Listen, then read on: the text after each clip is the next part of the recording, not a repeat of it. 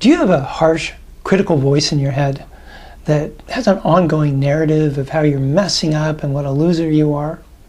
I hope you don't, but many people I know and many of the clients I work with do have a voice like that. Hey, I'm Rob Nelson with tappingthematrix.com, and I'd like to share some thoughts about where that voice comes from and how to get rid of it. When I work with somebody and they describe a voice like this, I ask them to give me a sample. So it'll be something like, "You suck, you're never going to get this right. You should just quit. Why are you such a loser? Why are you even trying?" And this always gives me a little moment of pleasure because I'm able to put into the tapping, even though I have this voice in my head, this is not my voice. My clients are often surprised by that. "What do you mean it's not my voice?" "I hear it in my head." It's like, yeah, you hear it in your head, but is it saying I or is it saying you? The voice is always saying you. And that means it's not their voice. We don't refer to ourselves as you. You don't walk into a deli and say, "Let's see, you want a pastrami on rye?" You know, it's like the counter person will look at you like you're crazy. We refer to ourselves as I, and that's almost never the voice in our head. The voice is saying you. Okay, well, if it's not your voice, whose voice is it? It usually takes about half a millisecond for people to realize, oh my God, it's usually a short list of suspects here. Mom, dad, a sibling, possibly a nasty teacher. It's usually mom or dad. And once you realize it, it's like, oh my gosh, this is mom scolding me. So, some of the people I work with, mom might have been dead for 20 years, but they're carrying an internalized version of mom around in their head. So I've done a lot of thinking about this. I thought, well, how did this get started? And this is what I think. When we're little kids, it's no fun at all getting in trouble. For some people, getting in trouble is really scary stuff.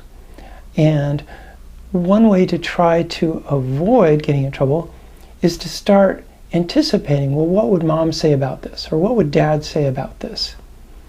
And, as little kids, we're very astute observers of mom or dad. So it's not that hard to put together a pretty convincing voice of what would they say. So doing this for a while, maybe for a year or two, that voice begins to become internalized. And it is a self-protective mechanism. We're trying to avoid trouble, but over time, it begins narrating what we've already done. What would mom or dad or whoever it is think about that? And we just get so used to it, we assume, hey, this is just us. It's not. I worked with a woman once who I met a couple of years later. She said, "Oh my God, when I was working with you one morning, I woke up, I was terrified." I was like, "What? What happened?" And she said, "Well, I woke up and the voice in my head was gone.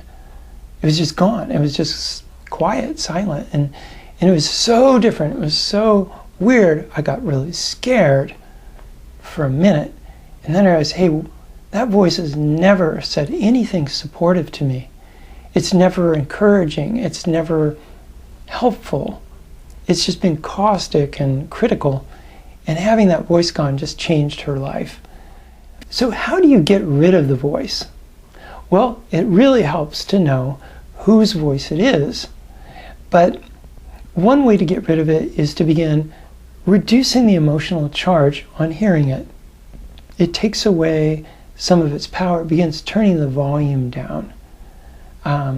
Eventually, it becomes almost comical hearing the voice. It might sound like a little squeaky toy, or it might just disappear altogether. So it's also possible to go back and work with a younger self who is getting just reamed by whoever's voice got internalized, and work with the younger self there. So this is something that you can do on your own.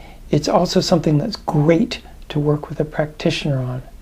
So again, thanks for watching. This is Rob Nelson with Tapping the Matrix Academy.